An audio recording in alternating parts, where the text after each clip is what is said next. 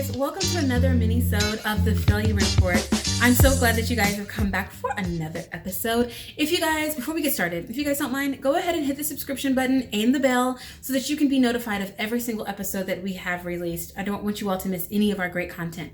Furthermore, we are about to start season 3 of the Failure Report, and so you're going to want to hear all of our stories from our entrepreneurs, and celebrities on how they leveraged their professional failures for success. We're super excited about all of the individuals that we're interviewing for this season, so please stay tuned, and release dates will be coming up soon, especially over on Instagram. So if you're not following us on Instagram, make sure that you head over to that platform to follow us there. So this week, we're talking about failing fast in business. And I love this topic because as a business consultant, as a business owner, I've had to really identify how is it that I'm going to be able to fail in business as quickly as possible. If I have an idea or any of those things, how to do it quickly. Because we don't have a lot of time to be dilly-dallying around to figure out, oh, is this going to work? Or this is going to happen? Or is this a really good idea or isn't it? And I've created 5 very simple tips on how to identify when you have failed in business. You know, I call it a time of death. Sometimes your ideas die. They don't make it off, they fall onto the cutting room floor, and that's kind of where they live. But how do you know when a project is not actually going to make it? So I created 5 tips. I've written down some notes here, but to make sure that I stay on point with these tips because they're so important, and I hope that they help you to succeed. So tip number 1 is to create a business plan that has milestones. I know that business plans are drag. Okay, I know. We create business plans for a living, and so we love it. However, creating a business plan really gives you the understanding of what is your business? What are you doing? For who? How much do you want to make when you do it? What social media plans are you going to utilize to advertise it? Are you going to advertise? Is social media the place for you to do so? Who are your early adopters? Who are your late adopters? Do you have a board? What does that board look like? There's so many questions that you identify within a business plan that help you to understand, is this actually viable? Is it doable? Do you have the man hours? How many people are you going to have to hire? How soon will you have to hire after you have launched your business to be able to maintain it? Can you do so? Can you launch your business without having employees? Having a business plan with milestones, which is the most important part, is essential to success.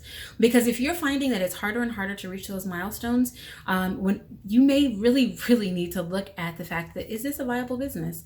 If I'm supposed to be able to get my first website up and hire my first employee by X date, and I'm finding that it's just impossible to get there because for whatever reason, sometimes it's money, sometimes it's manpower, sometimes it's desire. I have seen so many individuals who are starting a new business that really don't like it. They don't want to work in the business. They don't like what they're doing.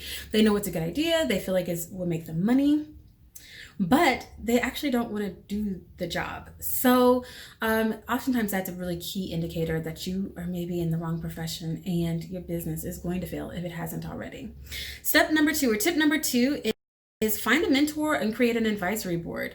I am all about creating an advisory board because I've been accused of liking meetings, which is not true, but I really like to talk through things. The more you talk about it, the more you whiteboard it, the more that you kind of unpack the difficult parts or have the difficult conversations or ask the tough questions, the deeper that you're able to really understand, is this actually going to work? Is this product idea viable? Am I going to be successful whenever I launch this?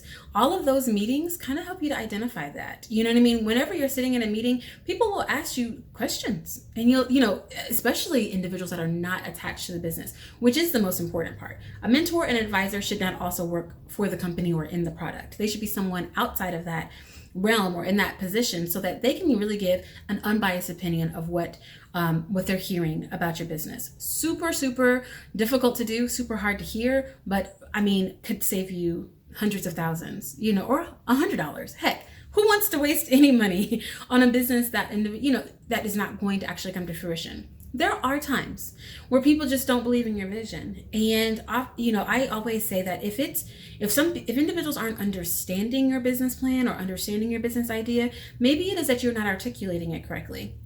And that's also something. Working on your pitch, honing in those skills that it takes to be able to explain what your business is so that others buy in faster. Nothing wrong with that. Something that you definitely need to work on. Tip number 3 is to seek out the negative opinions. I have the most supportive husband ever. Every time I come to him with a business idea, he's like, babe, that is so good. Man, that's going to kill. You're so smart. Man, that is such a great idea.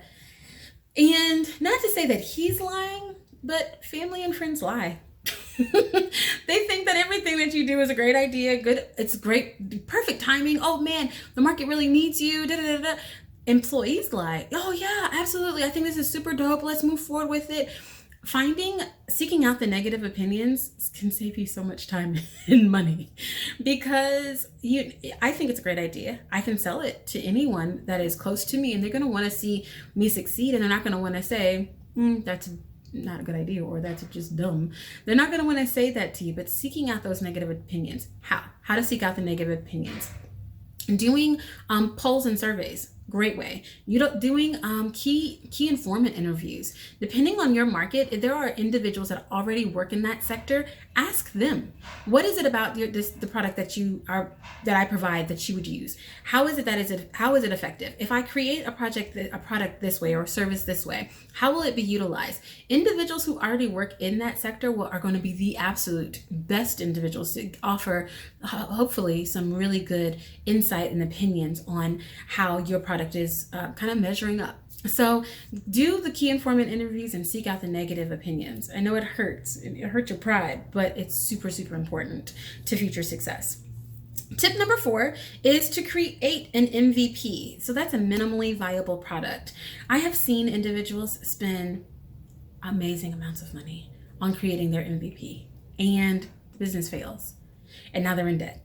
And now it's personal debt. They didn't build actual business credit. So they don't have, I can't say this enough. Create a minimally viable product for as little money as possible, so that then you would be able to know, is this gonna rock? Is it gonna fly? Do people like it?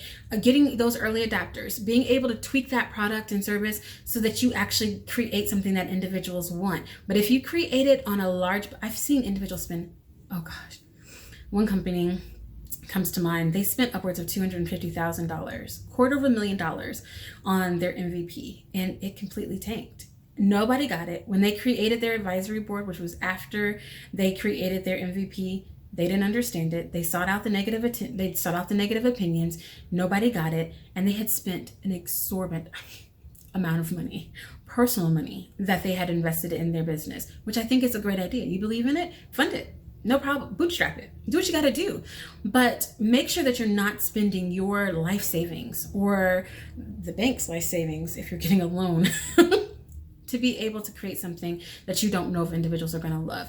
Create it with as little money as possible. Get it off the ground and start measuring. Start looking at all of your analytics. Read all of that data. Get individuals to help you read that data and help measure those points. That's where those funds are really going to be able to be utilized and be most cost effective for you. And last but not least is, if it does not work, do not be afraid to pull the idea. That is the hardest thing for me as a consultant, even as a business owner, to be able to do. Is sometimes you gotta pull it. Sometimes you gotta call time of death, and I have had to do it multiple times. It is the hardest thing to do, because once you've created the board, you've created your MVP, you've asked the friends and family, you've not listened to their opinion, you've sought the negative opinions, you've done the business plan, you've done all the things, and it is still not going to work. It's still too difficult. It still doesn't make sense. It's still not something that individuals want. It's time to actually call it quits. And I like to go ahead, like this video is about, is do it as quickly as possible, because your next opportunity, the next great idea is within you, but it is right around the corner. Seriously, all of the lessons that you've learned from creating this plan or this product or this service that weren't successful can be utilized to create another product or service that will be successful. You know not what to do. You know the things to avoid. You know the things, the hurdles to how to clear that next hurdle. You know all of those things. Now it's time to put all of those things into practice. You guys, these 5 tips have saved me and have saved the individuals that I consult so much time, energy, money, sweat, and tears. Please consider following these tips on failing fast in your next business, and I hope that this leads to success. So now, as I said, you are going to want to stay tuned for all of our great episodes that we have coming up next on season 3 of the Failure Report. I mean, we have some amazing individuals that we're going to be interviewing, and I cannot wait to jump into those. So again, make sure you hit the subscription button and the notification bell so that you know every single time that we've released a mini-sode or whenever our season 3 of the Failure Report launches. If you're not following us on Twitter, on Facebook, on Twitter, on Facebook, on Instagram, or on LinkedIn, please make sure that you do so right now. And I can't wait to be back here with you guys on next week for another mini-sode of the Failure Report. Thanks again, guys.